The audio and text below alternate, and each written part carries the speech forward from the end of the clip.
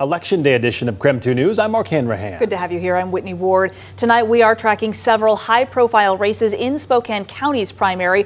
Perhaps the biggest race of the night is for the next Spokane mayor. Incumbent Mayor Nadine Woodward is up against 4 other candidates tonight. So let's take a look at the first batch of incoming results right now. If you could pull those up on the screen.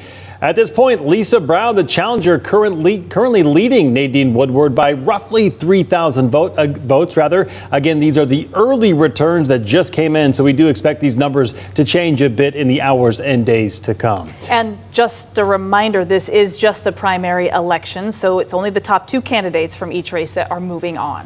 All right, another high-profile race that we are keeping track of is the race for Spokane City Council president. In this one, we already know who is advancing to the general election after candidate Andy Rathbun announced earlier today that he is dropping out of the race. So Kim Pleece and Betsy Wilkerson will advance to the general election in November. Right now, the early returns showing Betsy Wilkerson with a 12% lead over Kim Pleece. Both are looking to replace former council president Brian Beggs after he stepped down last month. He was recently appointed by Governor Jay Inslee to a judge position for Spokane County Superior Court. Well, after conceding, Rathbun released the following statement, which reads in part, quote, "My campaign this year was not nearly as aggressive as my last run in 2019. Therefore, I do not expect to prevail in the primary, but I have achieved my goals." He went on to say, "I appreciate the personal support from my family, friends, and fellow Spokane citizens who are dedicated to a city in which we not just survive, but thrive." Sticking with the City Council, let's take a look at the results for Spokane City Council District number 2. Let's pull them up right now. There are 4 candidates running for this seat. Right now, Paul Dillon currently in the lead with 41% of the vote. This is a 4-year term. The candidates are looking to fill the seat, which is currently vacated. And looking at the race for Council District 3 right now, it looks like Kitty Klitsky is in the lead. You can see with 36% of the vote. In a somewhat distant second is Earl Moore with 22% of the vote at this hour. There are a total of 6 candidates on the ballot tonight. Again, this is just to determine which are the top 2 candidates who receive the most votes, and then they will advance to the general election in November. In District 3, those candidates looking to replace Karen Stratton, whose term ends this year. Another big item on the ballot we are keeping track of is Proposition 2. This is for the city of Airway Heights. Yeah, voters will approve or reject a fire station and public facilities bond right now. Let's see the results at this hour. Right now, it is easily passing with 78% voting in favor of that proposition. Now, this is important to note. At least 60% of voters must vote in favor for the bond to pass. Again, it appears it is meeting that threshold as of right now. If voters approve the bond, the Airway Heights Fire Department will move into a renovated and a new station to better serve the community. The community has told us over and over again that public safety is the most important thing in the community, and so we're now asking them to invest in that public safety.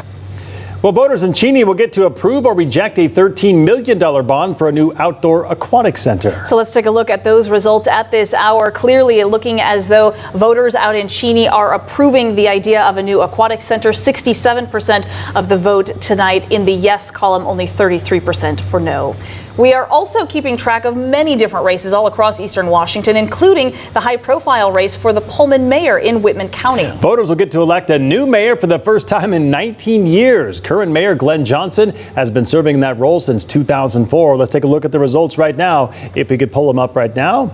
I guess we have no results on that one, so we'll try to get back to that one and update you as soon as possible. But to recap, this is a primary election. That means voters will be deciding which candidates will move on to the general election in November. So all of the candidates will be on a single group in the primary ballot. That was tonight. And no matter which party they are associated with, again, it's just the top 2 who move on. This is because Washington is a top 2 primary state, which means only those 2 candidates, regardless of party, that get the most votes advance to the general election. This year it is Tuesday, November 7th. So keep in mind, it is possible that there will not be a Democrat and a Republican in each race. So we are going to keep tracking all of these results throughout the evening. Also, be sure to join us on KREM 2 News at 10 at 10, and at 11 tonight for the very latest result numbers. In the meantime, we will leave you with the results from races across the region at the bottom of your screen. We'll see you back here at 10 o'clock tonight. Good evening.